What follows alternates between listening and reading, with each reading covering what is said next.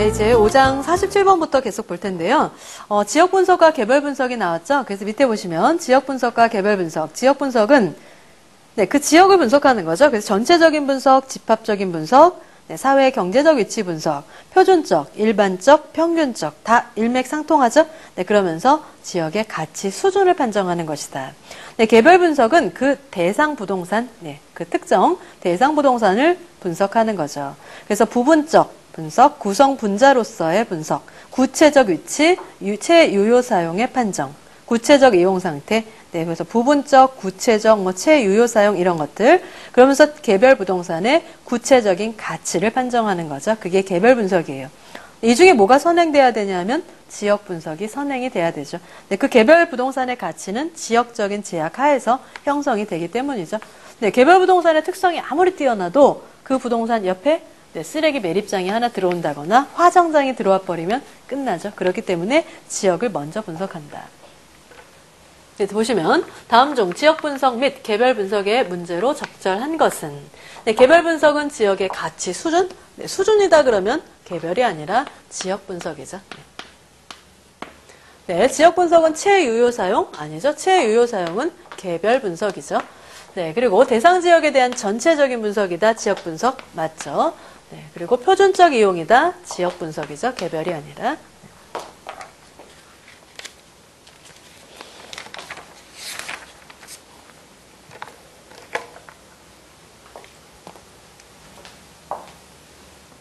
네, 이제 48번에 보시면 부동산의 평가 방법, 그래서 가치평가의 3방식이 나오는 거죠. 보시면 비용접근법은 비용성의 측면에서 평가하는 것이다. 맞죠? 네, 매매사례 비교법은 매매사례, 거래사례를 수집해서 네, 사정성, 보정, 시점 수정을 해서 구한 부동산의 가치인 그런데 복선 가격이 아니고요. 이걸 뭐라고 하냐면 비교해서 나온 가치, 비준 가치다. 네, 원가법으로 나온 게 비용접근법으로 나온 것이 바로 복선 가격 또는 원가 가격. 네, 이렇게 말을 하죠. 네, 그 다음에 수익 방식 중에 직접 환원 방식은 네, 초년도의 순영업 수익을 직접 환원이율로 나눠서 산출하는 방식이다. 맞죠? 네, 이렇게 나온 것은 이제 수익 가격이라고 하고요. 네, 부동산의 가치를 평가하는 성립 근거는 일반적으로 가격의 삼면성인 비용성, 그래서 비용접근법, 시장성, 매매사례 비교법, 수익성, 네, 수익 방식, 네, 세 가지를 지칭한다. 그랬죠? 다 맞는 말이고요. 네, 다음 이제 49번은 공시지가 제도에 대해서 나오네요. 공시지가에는 표준지 공시지가와 개별 공시지가가 있죠. 표준지 공시지가라는 것은요, 국토해양부 장관이 매년 1월 1일을 기준으로 네, 제곱미터당 표준지의 가격을 네, 공시해 놓는 건데요. 토지 가격을 산정할 때 기준이 돼요. 네, 그래서 표준지라는 거는 모든 토지에 다 있는 건 아니고요. 우리나라 토지 중에서 정말 표준이라고 보여지는 네, 한 5만 3천여 개? 예전엔 그 정도 됐거든요. 표준지를 정해서 공시를 해놓으면 그걸 기준으로 토지의 가치를 평가하는 거죠. 개별 공시지가는요, 시군구청장이 그 토지에 대한 세금을 걷어들이려고 이제 공시를 해놓는 건데요. 그래서 표준지 공시지가를 기준으로 개별 공시지가를 만들어 놓는 거고, 개별 토지마다 다 있어요. 개별 공시지가는. 그래서 우리가 세금 설계하시다 보면 이제 뭐 지방세법에서는 그걸 시가표준액이라고 부르고, 국세에서는 그것을 기준시가라고 부르죠. 네, 그래서 보시면 국토해양부 장관이 하는 건 뭐예요? 표준지 공시지가. 네, 그래서 매년 1월 1일 기준으로 네, 단위 면적당 가격의 개별 공시지가다. 틀렸죠? 표준지 공시지가. 표준지 공시지가는 시군구청장이 공시하는 아니죠? 네, 시군구청장이 공시하는 개별 토지는 개별 공시지가. 네, 표준지 공시지가는 감정평가업자가 개별적으로 토지를 감정평가하는 경우에 기준이 된다. 네, 어쨌든 공무원이 하던 감정평가업자가 하던 네, 토지의 가치를 평가할 때 기준이 되는 것은 표준지 공시지가. 그러니까 이거를 기준으로 그래서 개별 공시지가도 표준지 공시지가를 기준으로 평가를 하는 거죠. 네, 개별 공시지가는 표준지 공시지가 기준이 된다? 아니죠. 표준지 공시지가가 개별 공시지가의 기준이 된다. 서로 바뀌었네요. 개별 공시지가는 세금 산정의 기초가 되는 것이 개별 공시지가죠.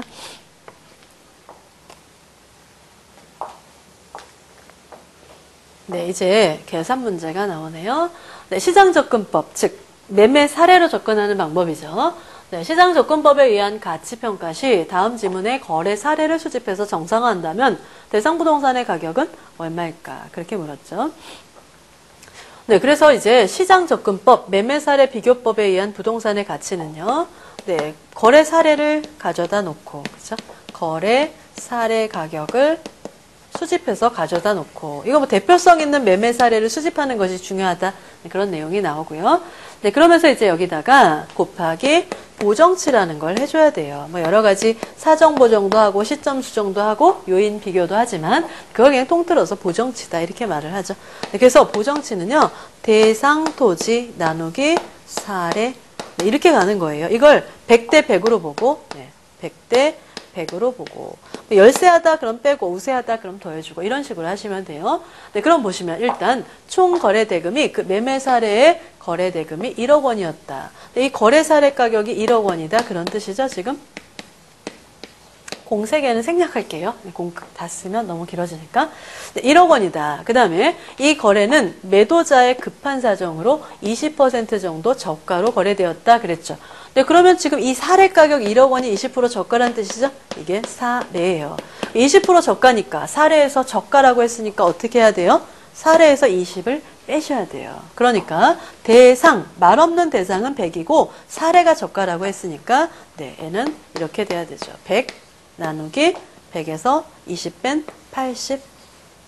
이게 보정치가 되는 거고요. 그 다음에 또 이제 또 하나 조건이 내 부동산은 대상 부동산은 4m 도로에 접했는데 이 사례 부동산 1억 원짜리는 2m 도로에 접했다.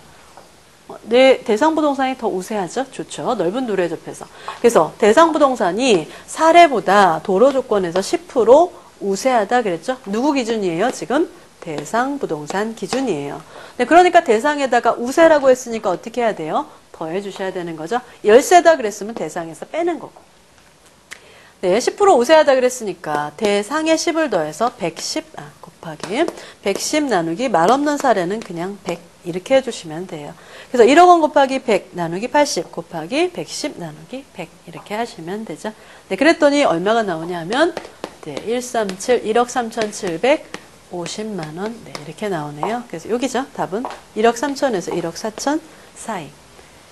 네, 거래사례 비교법으로 가격을 구하라 그러면 이렇게 하는 거고요. 만약에 보정치만을 구하라고 하면 네, 보정치는 요걸 계산하라는 얘기죠. 그래서 요거 네, 사정보정 보정치를 하세요. 그러면 100 나누기 80 이렇게 하시는 거예요. 그러면 1.25다 그런 얘기죠. 1.25 그리고 네, 보정치는 요 사정보정은 1.25가 될 것이고 요거는 해보나 마나 1.1이죠. 네, 이렇게 물어볼 수도 있고 아예 가격을 물어보면 바로 곱해도 되죠. 그러니까 1억에 1.25 곱하고 1.1을 곱해도 이게 나오겠죠. 네. 그 다음에 이제 넘겨보시면 그래서 51번에 보시면 이제 지금 우리가 좀 전에 계산했던 이 네, 거래사례 비교법은 보시면 대표성 있는 요 매매 사례를 수집하는 게 굉장히 중요하다 그랬죠. 그래서 시장접근법, 즉 매매 사례 비교법을 사용하여 부동산의 가치를 평가할 때 가장 중요한 것은 대표성 있는 매매 사례를 확보하는 것이다. 다음 중 대표성 있는 매매 사례로 볼 수 있는 것은 겠죠. 대표성이 없는 매매 사례는요. 일단 정부에 의한 매매, 그 다음에 당사자 간 편의에 의한 매매, 네. 그리고 관련자 간의 매매. 이게 관련자끼리. 요 세 가지예요. 정부에 의한 매매, 편의에 의한 매매, 관련자끼리의 매매. 정부에 의한 매매는 이거죠. 수용. 이제 공익사업 하려면 수용하게 되죠. 그리고 국공유지, 공매처분, 뭐 경매가 이런 것들이 다 정부에 의한 매매. 그 다음에 편의에 의한 매매는 뭐 자선단체에게 거저 주자시피 매매하거나 금매 네, 이런 것들이 편의에 의한 매매. 관련자끼리의 매매는 계열 기업끼리 팔거나 또는 네, 가족 간에 이런 것들이 관련자 간의 매매. 얘는 정상 가격으로 거래되지 않을 확률이 굉장히 높죠. 그래서 대표성이 없다고 보는 거고요. 4번은 대상 부동산과 유사한 부동산의 매매. 이게 대표성 있는 매매 사례죠. 그래서 얘가 4번이 대표성이 있는 매매 사례다. 그랬고요. 다음에 이제 네, 52번에 보시면 네. 비용 접근법이 나오죠. 비용 접근법. 그래서 원가로 접근하는 비용 접근법, 원가법이라고도 하고요.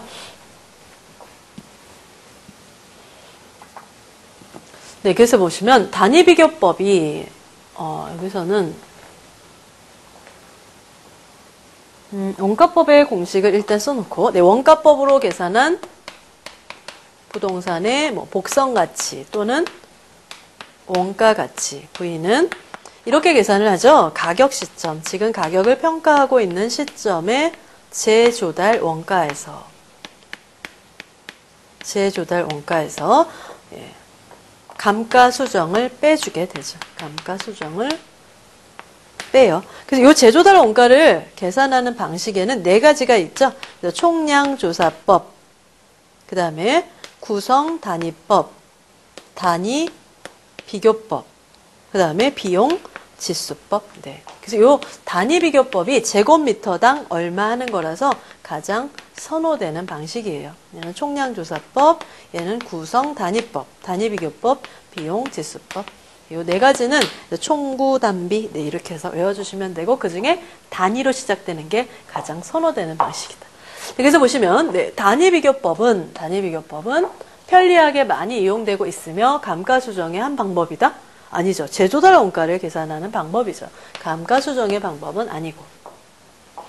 네, 감가수정은 현재 가격으로 계산된 실제 가치의 손실을 의미한다. 그쵸? 얘는 그냥 신가고 지금 시점에서 새로 만든다면 얼마일까? 그런데 이 건물은 과거에 지어놓은 거니까 감가수정, 실제 가치 손실을 의미한다. 맞죠?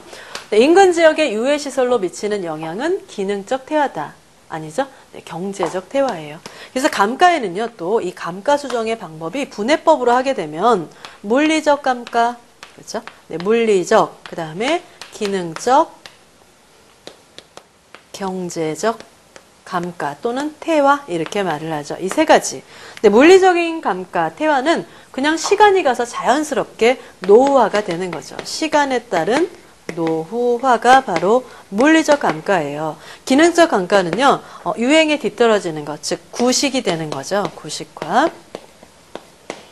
다음, 경제적 감가는 외부 요인 때문에 생기는 것. 그래서 외부의 유해시설 같은 것 때문에 감가가 일어나는 게 경제적 감가. 그래서 인근 지역의 유해시설이면 외부 요인이니까 기능적이 아니라 경제적 감가다. 이래야 되죠. 그래서 감가는 물기경 이렇게 해주시면 돼요. 물기경. 네. 재조달 원가는 총구단비, 감가는 물기경.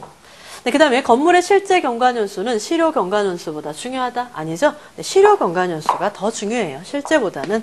얘는 이런 얘기죠. 실제로 이 건물이 지은 지는 5년밖에 안 됐어요. 그런데 관리를 잘못해가지고 옆에 있는 10년 된 건물하고 똑같이 낡았더라. 그러면 감가를 몇 년으로? 네, 실제가 5년인데 실제는 실제 경관연수 5년밖에 안 됐는데 낡기는 10년치 낡았다. 그럼 이게 우선으로 해야 되겠죠. 네.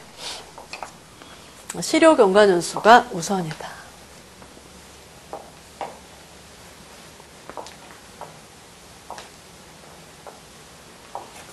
네, 그 다음에 이제 옆에 보시면 53번. 네, 다음 설명 중 올바른 것 그랬죠? 네, 역시 단위비교법은 아니죠. 우리가 지금 이거 풀었죠? 53번. 죄송해요. 네, 54번. 네, 건축된 지 4년 된 건물. 이제 계산 문제죠? 네. 보시면, 건축된 지 4년 된 건물을 4년, 평가하고자 한다. 건축 면적은 1000제곱미터고, 4년 전 재조달 원가는 제곱미터당 200만원이었고. 그런데 여기 언제라 그랬어요? 가격 시점의 재조달 원가. 가격을 평가하고 있는 시점이니까 이건 필요 없어요. 4년 전 재조달 원가는 함정. 이었고 현재는 인플레이션 때문에 제곱미터당 240만 원. 이게 필요한 거죠, 현재. 네. 현재 재조달하려면 얼마가 들까? 예, 그래서 1000제곱미터당 240만 원이 들어갈 것으로 예상이 되고요. 이 건물의 총 내용 연수는 40년짜리예요. 그런데 이미 4년이 지났으니까 40분의 4만큼 지나갔다. 그런 얘기죠. 네, 물리적 감가가 있다는 얘기네요. 네, 정액법으로 감가할 때 네, 건물의 가격으로 적절한 것은 그랬죠. 네, 그러면 재조달 원가 계산해보면, 네. 1000제곱미터에서, 네, 1000제곱미터에다가 곱하기 240만원씩이죠. 네. 여기에서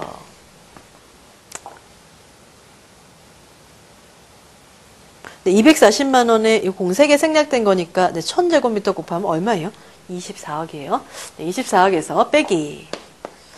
좀 잘 안 와닿는 숫자죠? 24억. 그 다음에 네, 감가는요. 감가수정은 어차피 이 금액의 40분의 4를 빼내는 건데 이렇게 하시면 되죠. 곱하기 하지 말고 빼기 하지 말고 곱하기로 총 40년 중에서 40년 중에 몇 년 지난 거예요? 4년 빼버리면 되죠. 결국은 40분의 36 이렇게 가면 되죠. 네, 그렇게 하니까 200이 아니죠. 21억 6천만 원, 네, 000 뒤에 공세에 생략되어 있는 거죠. 네, 그러니까 여기가 24억이고요. 24억 중에 40분의 4 지났으니까 10분의 1 지난 거잖아요. 그래서 2억 4천 감가 있어서 21억 6천이다. 그런 얘기죠. 답은 2번이네요. 그래서 이런 문제도 네, 원가법도 간단하게 계산하실 수가 있어서 네, 많이 출제되는 편이에요.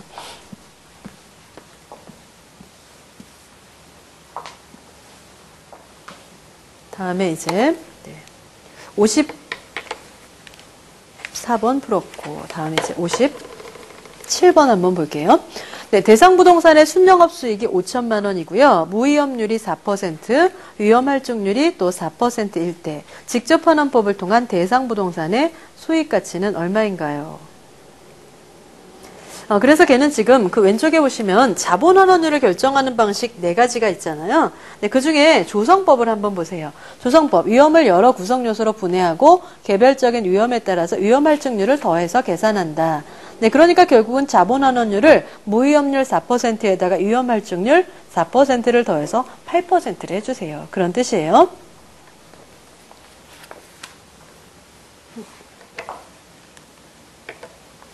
네, 그래서 순영업 수익이 5천만 원이고요.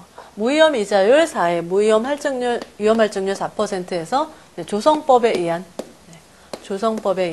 네, 환원율, 네, 자본 환원 이율. 네, 이렇게 해서 4 플러스 4 해서 8%로 봐라 이거죠. 네, 대상 부동산의 수익 가치, 즉 직접 환원법으로 계산한 부동산의 수익 가치를 구하세요. 이런 얘기죠. 그래서 수익 가치는 이렇게 계산을 하죠. 순영업 수익에서 이것을 자본 환원이율로 나눠주죠. 그러니까 간단하죠. 그냥 5천만 원을 네, 5천만 원을 나누기 8%로 네, 0.08로 나누시면 돼요. 네, 그렇게 하니까 네, 6억 2,500만 원이네요. 답은 4번. 네, 보통은 이렇게 뭐 조성법으로 구하세요. 이거보다는 요즘에는 조금 이렇게 출제되는 편이죠. 지금 우리 책에는 내용은 없네요. 네. 순영업 수익은 어떻게 계산하냐 하면 또 이렇게 하죠. 총 수입에서 임대 수입이 얼마다 이렇게 주고 네, 필요 경비, 네. 필요 재경비 이렇게 빼게 되죠. 얘는 연간이에요. 연간 수입에서. 그 다음에 이것을 환원 이율을 줘요. 네, 어떤 부동산이 연간 임대료가, 월로 해볼까요? 네, 어떤 부동산이 월 임대료가 500이에요. 500. 그러면 곱하기 10이 바로 들어가줘야 되는 거죠. 그 다음에 연간 필요 경비는, 네, 연간 경비. 는 1,000만 원, 네, 1,000 이렇게 주는 거죠. 네, 그러면서 이제 자본 환원율은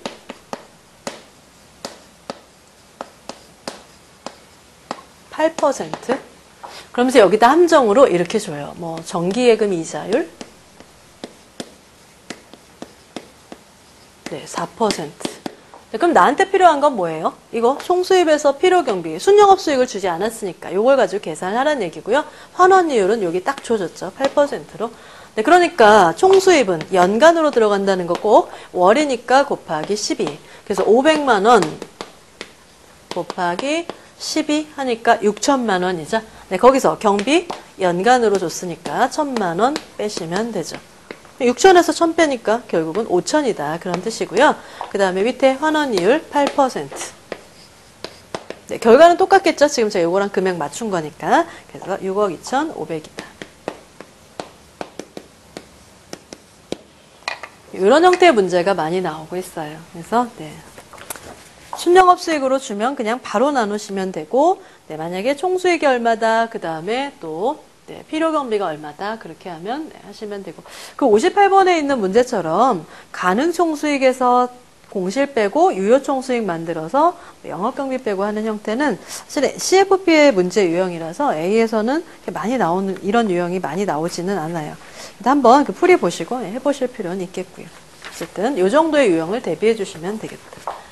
네, 그 다음에 이제 우리 6장으로 가볼게요. 네. 지금 5장에서는 계산 문제가 4가지 유형이 있었죠. 한정가치, 평가, 한정가치에서 그 총액 배분법에 의해서 네, 얼마큼씩 나눠 가지면 되냐, 그리고 네, 얼마 최대 지불할 수 있느냐, 네, 그 2가지 봤고요.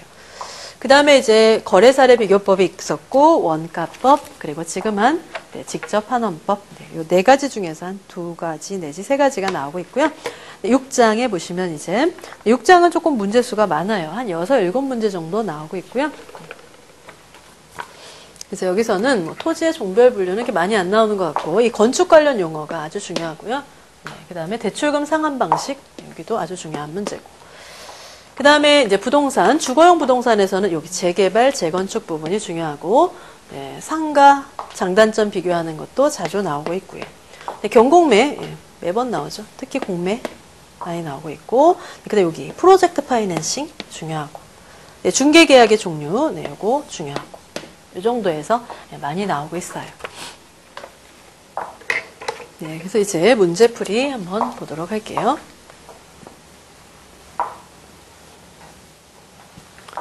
네, 다음 중 건축물을 축조하거나 이용이 아니라 이동이에요. 네.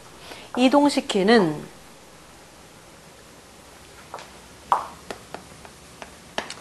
행위인 건축의 종류와 그 설명으로 적절한 것, 그렇게 물었네요. 그래서 건축물의 전부를 철거하고, 예, 전부를 철거하고, 크게 지으면 신축이에요. 신축, 재축이 아니고 신축. 네, 또 일부를 철거하고 크게 지으면 네, 증축 맞네요. 그러니까 어쨌든 크게 지으면 뭐예요? 신축 아니면 증축이에요. 그래서 네, 크게 지으면 신축 아니면 증축이다. 그래서 전부를 철거했으면 신축인 거죠. 네, 그리고 일부만 철거하고 크게 지었으면 네, 증축인 거예요. 증축.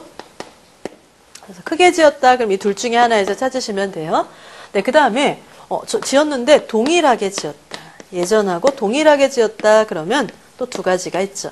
네, 여기 철거는 어차피 전부 또는 일부 철거고, 네, 철거. 이때는 개축 아니면 재축이에요. 개축. 예, 아무 말 없이 그냥 전부 또는 일부를 철거했는데 동일하게 지었다. 그럼 개축이고요. 여기 앞에 자연재해 때문에 이런 말이 들어있어요. 네, 자연재해 때문에 철거하고 동일하게 지었다. 그러면 재축이에요. 재축. 네, 그래서 보시면 3번. 건축물의 전부나 일부를 철거했고 동일한 규모로 지었다. 그러면 여기 근데 자연재해란 말 없으니까 뭐예요? 개축이죠. 네. 다음 자연재해 때문에 전부나 일부가 멸실돼서 동일하게 지었다. 그러면 개축이 아니라 재축 그래야 되죠. 네, 자연재해 때문이라도 네, 크게 지으면 신축 아니면 증축에서 찾으셔야 돼요. 네, 전부가 멸실됐다. 그러면 신축인 거고, 네, 일부가 멸실됐다. 그러면 증축인 거고, 동일할 때만 개축 아니면 재축에서 찾으시는 거죠. 그 다음에 네, 이전이 있었죠. 거기 보시면 옆에 해설에 이전에 보면 기존 건축물의 주요 구조물을 해체하지 않고가 중요하지 않고 동일 대지 내에서 네, 다른 대지로 가는 거 아니에요. 동일 대지 내에서. 그 다음에 네, 이제 62번에 보시면 건폐율과 용적률을 계산하는 문제가 있죠. 네, 그래서 6장에서는 또 이 계산 문제가 네, 또 나오고 있어요. 보시면 다음과 조건일 때 건폐율과 용적률을 순서대로 나열한 것. 네, 그럼 일단 건폐율이 뭐냐? 건폐율이 네, 1층의 바닥 면적이라고 할 수 있는 건축 면적을 대지 면적으로 나누는 비율이 건폐율이에요. 그리고 용적률은요. 네, 지상층의 바닥 면적의 합계를 다 더하는 연면적. 연면적을 또 대지 면적으로 나눈 비율이 용적률이에요. 건폐율은 한 층만 갖고 하는 거니까 네, 평면적인 제한 규정이고요. 용적률은 네, 각 층을 다 더하는 거니까 입체적인 제한 규정이죠. 네, 그래서 보시면 네, 대지 면적을 가로 20, 세로 30 줬으니까 곱해버리면 대지 면적이 600제곱미터라는 걸 알 수가 있고요. 네, 건물은요, 지하 1층, 지하는요, 무조건 제외고요. 지상 6층인데 각 층 바닥 면적은 300이다. 그랬고, 1층은, 팔로티가 아니라 필로티 구조죠. 필로티 구조로서 주차장으로 사용하고 있다. 그랬어요. 네, 그런데 여기 연면적 속에 들어가지 말아야 될 게 세 가지가 있어요. 지하 안 되고요. 지하는 무조건 제외. 지상에 있더라도 주차 면적 제외, 네, 주민 공동시설 면적 제외. 요 세 가지가 제외예요. 그래서 지하 X 친 거고요. 지하 X 친 거고, 그 다음에 1층은 주차용으로 쓰고 있다고 하니까 1층도 제외하셔야 되겠네요. 네, 그러면 건폐율 계산해 볼게요. 1층 면적이 300이죠? 네. 한 층이 300이고, 대지 면적은 600이죠? 네, 그러니까 0.5, 50%다. 그런 얘기죠? 네, 그 다음에 이제 연면적 계산. 지하 제외했고, 1층은 주차 면적이라 제외했으니까, 네. 총 6층으로 하면 안 되고 1층이 빠졌으니까 지상 5층으로 해야 되는 거죠. 네, 그래서 한 층이 300이고 5층이니까 네. 맞죠? 300에 5층. 그래서 3호는 15? 맞죠? 300에 5층. 그것을 대지 면적 600으로 나눠주는 거죠. 네. 그래서 1500이죠. 300에 5하면 1500을 600으로 나누니까 2.5, 즉 250%다. 이렇게 나오는 거죠. 건폐율과 용적률을 보면 각 층의 층이 똑같다면 5층이라는 걸 알 수가 있죠. 지상 5층이라 그랬으니까. 제가 300 곱하기 5를 계속 이걸 네, 600? 이렇게 생각하고 있었어요. 단순 계산이 잘 안 되네요. 어쨌든 300 곱하기 5는 1500, 600으로 나누니까 2.5. 순간적으로 깜짝 놀랐네요. 네, 그래서 63번. 부동산 담보금융의 원리금 상환 방식에 대한 설명 중 적절하지 않은 것을 물었죠. 원리금 상환 방식. 그래서 거기 옆에 보시면 기본 구조가 나와 있죠. 원리금 상환의 기본 구조. IOL 방식, 원금 일시 상환 방식. 그래서 계속 이자만 납부하다가 만기의 원금을 한꺼번에 상환하는 것. 우리나라의 일반적인 담보금융 형식이 IOL 방식이네요. 네, 원금 균등은요, 대출금을 균등하게 갚아나가는 거죠. 네, 그러니까 이자는 점점 줄어들겠고, 원리금 균등은요, 원리금 상환액은 매달 동일하죠. 대신에 그 원리금 안에서 초기에는 이자 비중이 많다가 점점 원금 상환 비중이 커지는 구조. 네, 점증 상환 대출은요, 네, 차입자 수입이 증가해감에 따라 그 상환액을 네, 일정하게 증가시키는 구조가 점증 상환 대출이에요. 그래서 보시면 원금 균등 상환은 매달 원금을 갚아 나가기 때문에 이자는 줄어든다. 맞죠? 원리금 균등 상환은 상환 방식은 초기에는 원리금 중에 이자가 많은데 점차 원금 상환 부분이 커지는 구조다. 근데 금액 자체는 합계는 똑같은 거죠, 항상. 그런데 그 중에 이제 비중이 점점 원금이 커지는 구조. 맞고요. 네, 우리나라의 일반적인 담보금융은 원리금이 아니라 네, 만기 일시상환, 즉 네, 원금 일시상환 방식이다 그랬죠. IOL 방식. 네, IOL은 이자만 납부하다가, 즉 원금 일시상환 또는 만기 일시상환 방식은 이자만 납부하다가 만기의 원금을 일시에 상환하는 방식으로 당연히 원금 상환 부담이 크겠죠. 맞네요. 네, 다음 이제 64번을 보시면 또 이제 6장에서 나오는 계산 문제. 네, 대출 조건이 다음과 같을 때 LTV와 DCR을 순서대로 나열한 것을 고르세요. 그랬네요. 네, 그래서 이제 그 대출 한도가 주어지고요. 대출 한도가 5억 6천으로 이미 결정이 된 거예요.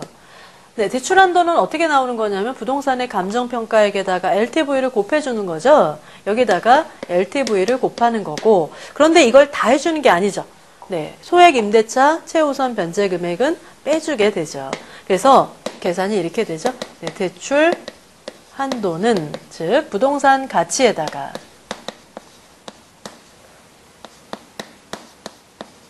곱하기 LTV를 곱한 다음에 여기서 이제 뭐 선순위 채권이 있다거나 이미 나간 대출이 있으면 빼야 되겠죠. 이거 빼고 또는 네, 보증금이 있다거나 또는 네, 요거 최우선 변제. 이거는 우리 앞에서 주택 임대차 보호법 할 때 최우선세는 소액 보증금 말하는 거죠. 최우선 변제. 이런 것들은 빼준다는 거죠. 네, 그러면 대출 한도가 얼마냐면 5억 6천으로 이미 결정이 되어 있죠. 5억 6천으로 결정이 되어 있고 부동산의 가치도 10억이라고 결정이 되어 있고 그 다음에 나한테 이 LTV를 곱해주세요. 그 얘기고요. 이 중에서 주어진 게 이게 주어진 거죠. 선순위 변제 금액이 4천만 원이 있다 그랬어요. 근데 결국은 4천이 1로 넘어가면 6억이 되는 거고 이게 6억하고 똔똔이 되려면 LTV가 몇 %여야 돼요? 60%여야 되죠. 네. LTV는 60%가 되면 여기가 6억이 될 거고 6억에서 4천을 빼니까 5억 6천이 되겠죠. 이런 문제가 나오고 있으니까 이 공식을 좀 외워두셔야 되겠죠. 네, 그 다음에 DCR. 네. LTV는 이렇게 계산했고 DCR. 부채 감당률이죠. DCR은 즉 순영업 수익이 분자에 그 부동산의 순영업 수익이 대출 원리금과 이자를 얼마나 감당해낼 수 있느냐 그 얘기죠. 네, 그 순영업 수익이 얼마라고 주어졌냐면 1억 원이라고 주어졌고 연간 대출 원리금 상환액은 5천만 원이다. 네, 2배죠. 그래서 1억을 5천으로 나눠주시면 되죠. 그래서 네, DCR은 2다. 그래서 DCR은 공식만 알고 있으면 크게 어렵지 않죠. 네, 부채 감당률이니까 네, 순영업 수익이 대출 원리금 또는 이자를 얼마나 감당해낼 수 있느냐. 그래서 순대 네, 이렇게 외우죠. 간단하게. 그 다음에 이제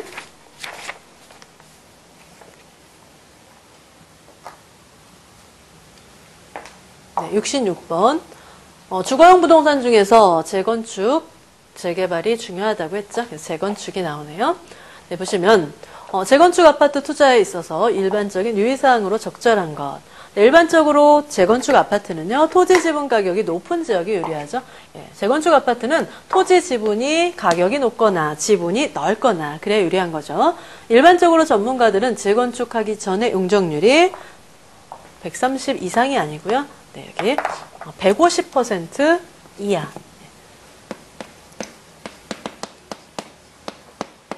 이면서 5층 이하. 네, 틀렸죠. 네, 5층 이하.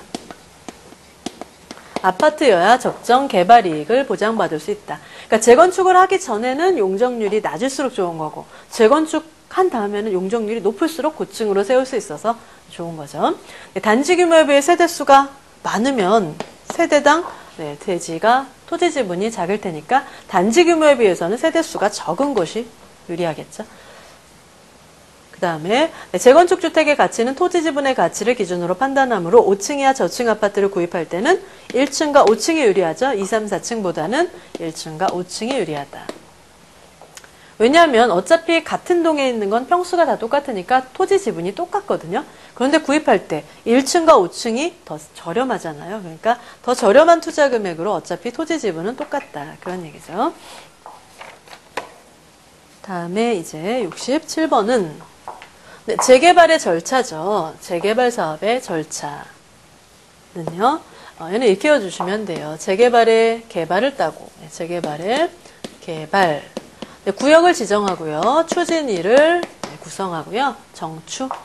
그 다음에 조합을 설립하고 시행사를 선정하고 사업 시행 인가를 받고 네, 분양 공고를 해요. 조시사분. 그 다음에 네, 관리처분. 그 다음에 네, 착공 및 준공. 그 다음에 청산하고 해산 관착청이에요.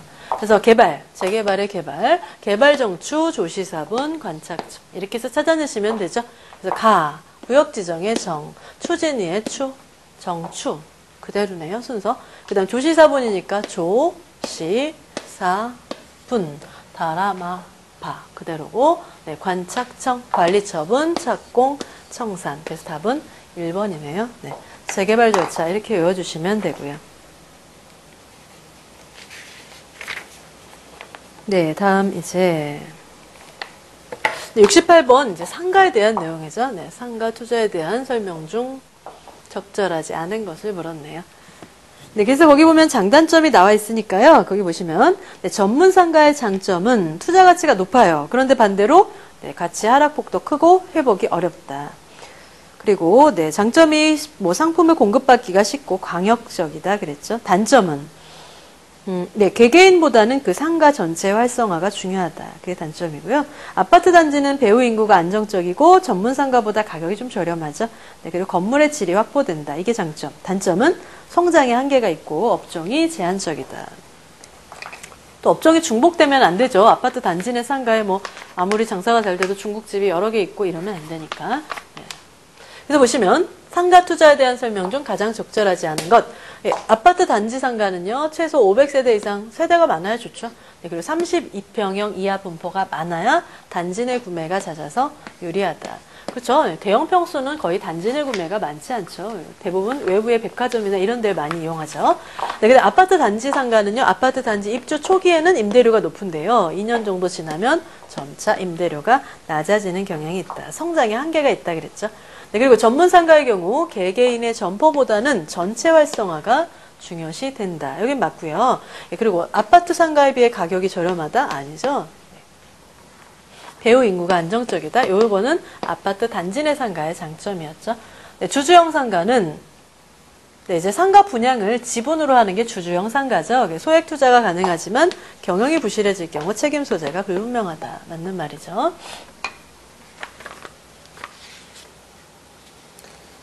그 다음에, 네, 69번에 오피스텔에 대한 내용이 있는데요. 그거는 뭐 밑에 오피스텔의 기준, 그리고 장단점, 뭐 그런 거, 이 사항까지 한번 읽어보시면 되겠고요. 이제 70번에 경매가 나오네요. 네, 경공매가 많이 출제된다고 했으니까, 네, 경매 한번 볼게요. 네, 경매에 대한 설명으로 적절한 것을 물었죠. 네, 강제 경매란 담보권의 실행? 이 말 나오면 강제 아니고 임의경매. 네, 담보권 그럼 임의경매예요. 네. 그 다음에 채무자의 소유 부동산을 압류환가한다. 강제로 압류환가하는 거죠. 그래서 강제경매 이렇게 돼야 되겠고요. 네, 이해관계인이란 경매를 통해 직접적인 이해관계를 갖는 자로서 배당 요구권자 채무자는 맞는데 가처분권자, 예고등기권자, 가압류권자는 이해관계인이 아니죠. 이 사람들은 아직 권리가 확정된 게 아니거든요. 서로 다투고 있는 사이이기 때문에 네, 그 판결이 어떻게 나느냐에 따라서 결과가 어떠냐에 따라서 권리가 달라지죠. 권리관계가. 그래서 이해관계인이 아니다. 그 다음에 경락인이 경락대금을 납부하지 못하더라도 재경매가 실시되기 3일 전까지 맞죠? 네, 3일 전까지는 권리를 침해받지 않는다. 다음 이제 옆에 보시면 네, 공매의 특징이 있죠.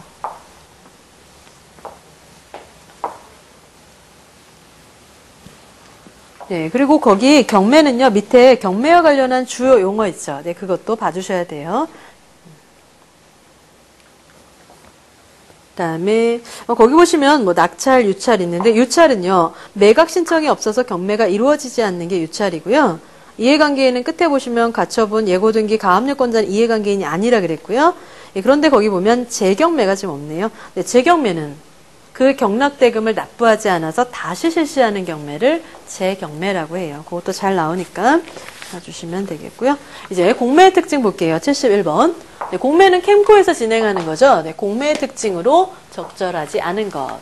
네, 공매는요, 명도 책임을 자산관리공사 캠코에서 부담해주고요. 할부로 구입할 수도 있고요. 네, 행정상의 규제 공부와의 차이점과 현황은 본인이 조사해야 된다. 현황은 본인이 조사해야 되고 권리관계는 어때요? 권리 분석은 필요가 없어요. 네, 왜냐하면 자산관리공사가 법원 경매 과정을 통해서 자산관리공사, 캠코의 소유로 되어 있기 때문에 권리관계가 깨끗하게 되어 있다는 얘기죠. 그래서 권리 분석은 필요 없지만 현황의 조사는 해야 된다. 다음, 매매대금의 20% 이상을 선납할 경우 소유권 이전 전이라도 입주한다? 아니죠. 20%가 아니라 3분의 1 이상을 선납할 경우. 특히 고 3분의 1 갖고 많이 나오니까 네, 잘 봐두시면 되겠네요. 중간에 명의를 변경할 수도 있다 그랬죠. 네, 밑에. 그래서 공매 특징에 보시면 권리의 하자가 없어 안전하게 매수가 가능하다 그랬죠. 그래서 권리 분석이 필요 없지만 현황은 조사해야 된다 그랬고요. 네, 다음 이제 네, 73번에 보시면 프로젝트 파이낸싱. PF 대출에 대해서 나오죠. 많이 나오니까 잘 봐주셔야 되고요. 프로젝트 파이낸싱은요, 모기업의 담보나 뭐 신용, 그 사업자의 신용을 담보로 하는 게 아니죠. 오직 그 프로젝트의 현금 흐름만을 담보로 하는 거죠.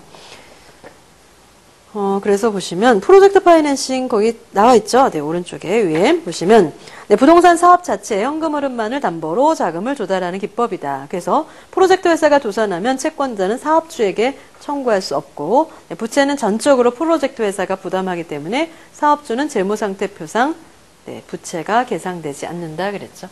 그래서 보시면 모기업의 담보나 신용에 근거해서 자금을 조달하는 기존의 기업금융과는 구별된다 이래야 맞죠? 유사하다 그럼 틀려요. 완전히 다른 거니까. 두 번째, 프로젝트 진행을 위해 발생한 부채는 프로젝트 회사와 사업주가 아니죠. 오직 프로젝트 회사가 전부 부담한다 그랬고요. 네, 부해금융의 특징을 가지고 있어서 사업주는 추가 부채의 부담 없이 사업을 진행할 수 있으므로 사업주의 재무구조는 현 상태로 유지가 가능하다. 다 맞는 말이죠. 네, 위험을 전가하는 대신에 금융비용이 비싸죠. 네, 추가되는 금융비용이 부담이 증가한다. 프로젝트 파이낸싱은 잘 봐두실 필요가 있겠고요. 그 다음에 뭐 자산관리, 부동산관리, 시설관리 있는데 걔는 연결형으로 푸실 수 있도록 뒤에 박스까지 해서 정리해 주시면 되고요. 이제 우리 75번에 중개의뢰계약이 있죠. 여러분이 만약에 집을 팔려고, 집을 양도하려고 공인중개사 사무실에 내놓는 행위가 바로 중개계약이에요. 중개의뢰계약. 네, 계약은 구두로도 해도 성립이 되기 때문에 청약과 승낙이 있으면 성립이 돼서 그게 계약이죠. 네. 그래서 보시면 중개의뢰계약의 유형, 그래서 유형을 먼저 볼까요? 네, 보통 중개계약에 보시면 우리나라의 전형적인 중개계약이다. 온 동네 부동산에 다 내놓는 게 보통 중개계약이에요. 네, 그러니까 그 중에서 먼저 체결하는 중개업자만 보수를 받으니까 그렇게 열심히 안 한다는 거예요. 내가 열심히 노력하다 옆에서 계약해버리면 수수료 못 받으니까.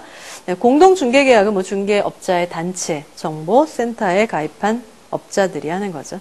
네, 독점중개계약은요. 누가 판매했는지랑 상관없이 무조건 내가 중개를 의뢰했으면 수수료를 줘야 되는 게 독점중개계약. 그러니까 업자에게 가장 유리하겠죠, 독점이. 네, 전속중개계약은 이제 매도인 입장에서 너무 억울하잖아요, 독점은. 그래서 독점중개계약을 조금 완화해서 네, 보시면 매도 의뢰인이 직접 판매한 경우를 빼고는 수수료를 받을 수 있는 경우. 즉 의뢰인이 직접 판매하면 수수료 안 주지만 다른 업자가 하면 처음에 그 중개계약, 전속중개계약한 업자에게 수수료를 줘야 되죠. 네, 그리고 순가중개계약은 의뢰인이 나 이거 1억만 받아줘. 그러면 그 중개업자가 네, 어떻든 자기 능력껏 2억을 받는다. 그럼 차액 1억을 수수료로 가져가는 게 순가중개계약이에요. 그런데 우리나라는 수수료의 한도액을 규정하고 있어서 간접적으로 금지가 돼요. 그러니까 법으로 순가중개계약은 안 된다. 이렇게 직접적으로 금지하는 건 아니라는 거죠. 네, 그래서 보시면 중개의뢰인과 업자 간의 표준계약서에 의한 서면을 계약서를 작성해야만 한다. 그리고 중개업자가 매수인을 발견한 것을 입증하지 못하는 한 소유자가 직접 매수했을 경우에는 보수를 받을 수 없다. 판매. 소유자가 직접 판매하는 경우를 빼고는 수수료를 받을 수 있는 게 뭐예요? 전속중개계약이죠. 반드시 계약서를 써놔야 되겠죠? 말로만 하면 나중에 남은 게 없으니까. 그래서 표준계약서에 의해서 계약을 하고 그 다음에 소유자가 직접 판매했을 경우만 받을 수 없고 나머지는 받을 수 있는 게 전속중개계약이다. 그래서 여기 중개계약은 이런 식으로 또는 뭐 연결형으로 해서 많이 출제가 되고 있으니까 꼭 봐주셔야 되고요. 그 다음에 이제 76번에 보시면 권원보험 이런 게 나오는데요. 권원보험은 중요한 게 보험 가입 이전에 발생한 소유권 위험만을 보호한다예요. 이후는 일반적인 보험은 다 보험 가입 이후에 발생하는 것을 대비하는 건데 권원보험은 이전에. 그것만 좀 잘 봐두시고 나머지는 보시면 되겠네요. 그래서 네, 이번 여기까지 해서 우리가 부동산 설계도 6장까지 다 풀어봤는데요. 부동산 설계는 5장, 6장에서 계산 문제 조금 대비해 주시고 3장, 4장이 좀 어려우니까 네, 그 부분은 기본적인 내용만 학습하시고 네, 그 다음 1, 2, 5, 6장도 그렇게 어렵지는 않으시죠. 네, 그 장 위주로 해서 해주시면 충분히 어느 정도 기본 점수는 받지 않을까. 네, 여기까지 해서 우리 부동산 설계 모두 마치도록 하겠습니다.